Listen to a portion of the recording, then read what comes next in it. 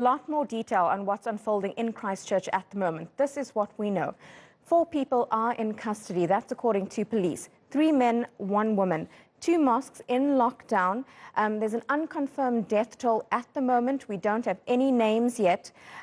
We know that there are also a number of schools in lockdown. There were several IEDs that were found attached to vehicles. The police commissioner spoke about local police, saying there were definite acts of bravery. He's very proud of his team. They will be giving us more detail later. They said it's very important to keep the public informed and up to date. But let's get more now from Caitlin McGee. She's live to us from Auckland. Caitlin, a lot more detail coming to us there from the police commissioner. That's right, Yashini. So as you highlighted, 4 people now in custody. That's moved on from the last hour or so where they just had 1 person in custody, and we're looking for possibly more gunmen. 3 are men, 1 is a woman, and police are now saying that they're not looking for anyone else in connection to this attack. Now, in a very macabre, gruesome twist, this attack by one of the gunmen was actually streamed live on Facebook as it was happening. Police Commissioner Mike Bush referenced that there in that press conference, saying police say that those kind of disturbing images have no place in the public arena, and they're looking into shutting that down completely.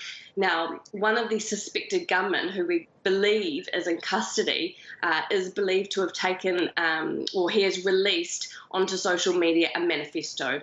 He says that he was born in Australia and did not want to initially carry out an attack like this in New Zealand, but after coming here, he wanted to show the world that nowhere is safe, not even in New Zealand. He had access to an automatic rifle known as an AR-15, which is not illegal in New Zealand, but some of the types of ammunition and magazines that he was using are.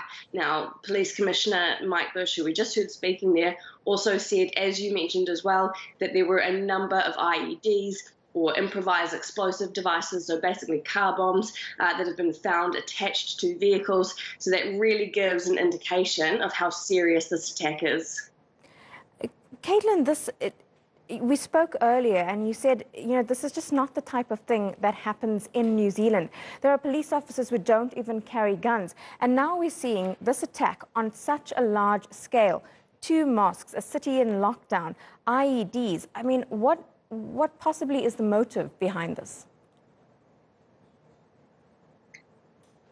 Well, to read into any kind of motive for these people that have been taken into custody, these suspected and alleged attackers, is speculation, really. But one of the suspected gunmen, as I mentioned, has released a manifesto on social media. He had made no secret that he had been building up and stockpiling a cache of weapons, including an automatic rifle and various magazines and ammunition that you can get from overseas. Now, he had said, I mean, it's hard to kind of draw into what more motive there could be than from what he said than just to carry out an absolute act of hate. But he did release this manifesto, and he said he was born in Australia to a low-income family, and he did not want to carry out an attack like this in New Zealand. But after coming here, he said he wanted to show the world that nowhere is safe, not even in New Zealand. So those are the kind of motivations, I guess, that we can speculate about why something like this has been carried out. It has drawn an enormous amount of shock among New Zealand society. We are in an active situation. Parts of central Christchurch are still in lockdown, and as the police commissioner said, we can't assume that this is just contained to Christchurch. There might be other big cities that are also being targeted. But I think really the shock is the main thing. This is not something that has happened in New Zealand society before. One shooting in New Zealand gets enormous coverage. So a shooting on an attack that is simultaneously carried out across multiple locations with dozens of people feared dead, which is the kind of death toll that we could be looking at here, is enormously shocking for New Zealand society. Well, we've also heard from several officials in the last few hours. Christchurch Mayor has also spoken on the attack. Let's take a listen. I would never believe that I would be standing in front of a camera and talking to the people of Christchurch about the shocking incident that has affected us all We still have sketchy details about what has actually happened, and I'll be certainly trying to get messages out to people as soon as I have more information to give. The city remains in lockdown, and it's important that if people are inside, that they stay inside. Don't venture out. This is still an active situation. The police are still doing everything that they can to get the situation under control. The schools are in lockdown, so if children are at school, they are safe. We have got all of our facilities in lockdown. We're not letting people in and we're not letting people out. Well, that was Christchurch Mayor speaking about the situation.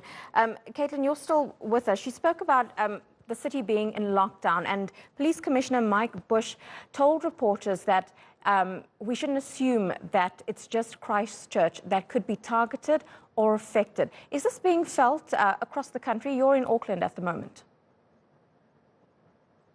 I am in Auckland at the moment, and there are no reports thus far of any similar kind of attacks taking place. But I can tell you, people are absolutely glued to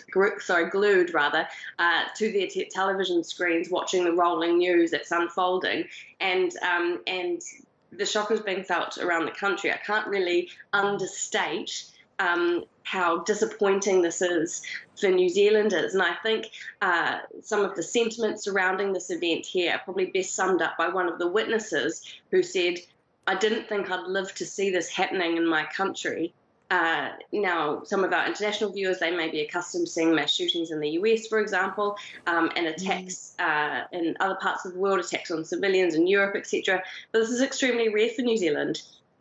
Getting access or hold of firearms is restricted and difficult. So there is a lot of shock, as I mentioned, and also just real disappointment. New Zealand has, I guess, prided itself to a certain extent of being a safe haven, while there's a lot of other terror attacks, although we don't know that this is a terror attack yet. I have to be very clear around saying that, but while there's other sort of attacks on civilians happening around the world, New Zealand has really prided itself on being immune to that, and unfortunately this attack sort of shatters that illusion. Caitlin McGee, live to us there from Auckland on this developing story. I'm sure we'll be checking in with you as the story continues throughout the day. Well, let's move to the US now, where a bomb cyclone, also called a winter hurricane, is moving across the middle of America. The storm is packing some of the strongest winds some areas have seen in years. Authorities are concerned about the potential for flooding and destructive blizzards. Sally Ihan has more.